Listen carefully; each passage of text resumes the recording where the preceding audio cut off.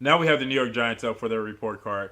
Now, when you look at the Giants and what they did last year with the big wholesale and the big moving of everybody, the Eli Apple move, the Damian Harrison move, then let Lyndon Collins go this offseason, and then try to move Janoris Jenkins. And I thought he was going to come here to Kansas City, so I was really excited for that.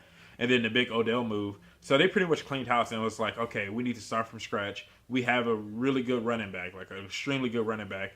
And so let's try to build around him and try to move forward with him. And then you could see around 6 to 8, around week 6 or 8 when they start really moving all their pieces, like they were pretty much throwing in a towel. And that's really hard for a team to actually say. That's hard for a front office to actually say is like, you know what? This is just not going to be our year. This is just not going to be the one that's going to do it for us. Let's just go ahead and get reloaded up for next year and really hit this thing going into next year and moving towards the future, which was a really smart move. They got some good pieces in place right now. Even with the guys that they moved out of place, they still got a couple of good young guys in place that I feel like they can build around outside of Saquon, but they can build around and actually have a foundational pieces. Got a couple of foundational pieces there that they can build off of and things like that. Even with moving Odell, I still feel like they are still in good position to have some good young guys that can really come in and make an impact sooner than later. So first off, I feel like their best pick was Daniel Jones. Now I was really excited about doing this grade and doing this report card because I know a lot of people are going to be like, "Oh, like why Daniel Jones? Why is this? Why is that?" And I've seen a lot of people even after the draft they were talking about Daniel Jones. Really, why? Question mark this, question mark that. And I was like, that's the best pick possible. Like if you guys haven't seen my fit video, like he was pretty much the ideal pick for them because the marriage that's already happening between him and Eli, like that whole communication, the open line of communication that they had there, and that was something that was big. They were talking about moving into the draft as far as Daniel Jones having that marriage and that communication with Eli and with Peyton, and just how he was pretty much an Eli clone. And so it's like if you're the New York Giants, Eli has won you 2 Super Bowls.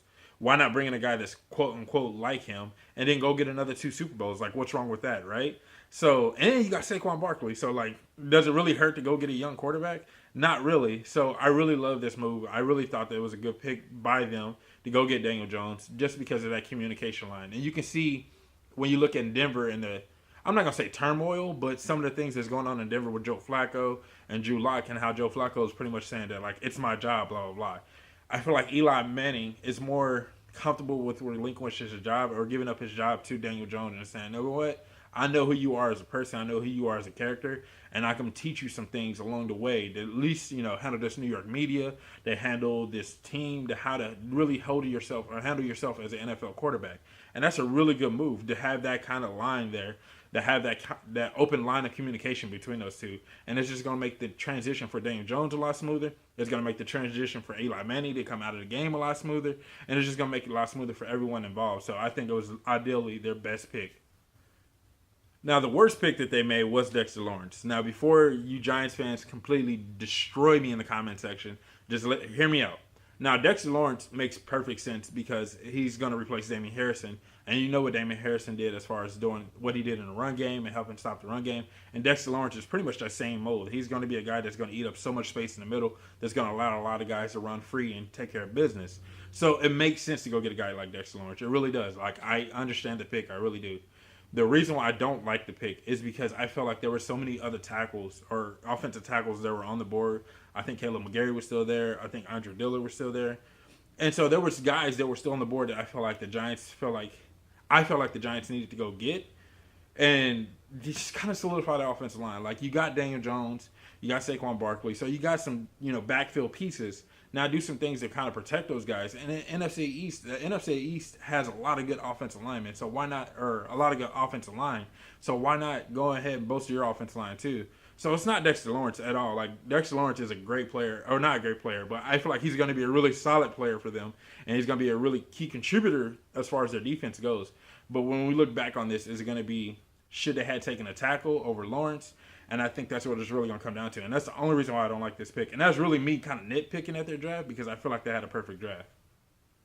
So in my opinion, the pick that I liked the most was DeAndre Baker, coupled with Julian Love. You get these two corners that I feel like they can make an instant impact on the game right away, and I think these going to be day one starters for this team. You look at Julian Love; he gives them an opportunity to move Jackrabbit now and say, "Hey, go play for us on the inside or out," because I feel like Love can do those things. And then DeAndre Baker is going to be that replacement for Eli Apple, who's I feel like is a better corner than Eli Apple. And the guy just fell. Like I was surprised that he fell so far because I really had him going to Denver, and I thought that it was like pretty much like DeAndre, you can go to Denver and clean up for Denver, but he fell to the Giants, and that was like the perfect pickup for the Giants, honestly. So now you get Baker on the outside. You got Love there. I know they picked up Valentine, who's another good corner that I watched in the Senior Bowl. He looks pretty clean. He's going to take some work and some coaching there, but that's all part of the thing. Like when you get these guys in the later parts of the round, it's all about coaching and just putting them in the right position to make plays and build their confidence. But with DeAndre Baker and Julian Love, I feel like they're going to be key foundational pieces as far as this defense side of the ball goes. They needed guys like these guys to come in and make that instant impact and just make that whole overall culture change. And I really feel like these are going to be guys that are going to be at the front of all of that culture change, especially on the defensive side of the ball. So with all that being said, I pretty much give them an A. When we come back and look at this draft later, I think that the only biggest question, in my opinion, would be the Dexter Lawrence pick. Could they have went tackle over, Lawrence? And I think that's going to be the biggest thing in a year or two. If we come back and we see and say, oh, wow, those tackles panned out pretty well, or, oh, wow, the Giants have a really good run defense and because of Dexter Lawrence, I think, we're going to find out what we really know about this draft class at that point, at that juncture. But other than that, I feel like it was a perfect draft with Daniel Jones, with Julian Love, with DeAndre Baker. They got another pass rusher. I can't ever say his name. I just know I see it in my head. It starts with an X. But he's a pretty good edge rusher. So they got some really good pieces. And you think about all the pieces that they moved during the season and during in the offseason what they lost. They needed to have this kind of draft. They needed to have this impactful draft. They needed that culture change draft. And that's what this draft is going to be for them. You already got Saquon in place. And we know what Saquon's going to be. We know what Saquon can do. Now, I feel like they need to go out and bolster their offensive line a little bit more. I think they got Kevin Zeitler in the trade. So that's a good piece right there they can brought in. I just really wish they would have got a good, clean tackle, or at least part at the top half of the draft. I feel like they should have got a tackle up there. I know they got one later in the draft, but I would like for them to get one at the top of the draft where, the talent was just a little bit better there.